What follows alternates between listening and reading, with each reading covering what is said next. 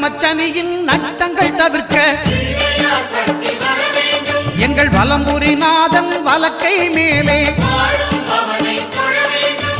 அட்டமச்சனியின் நட்டங்கள் தவிர்க்க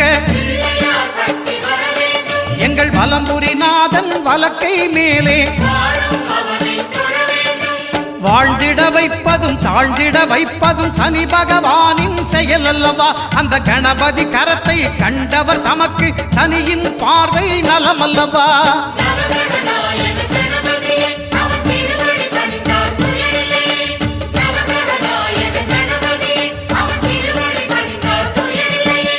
ஒன்பது கோளும் ஒன்றாய் காண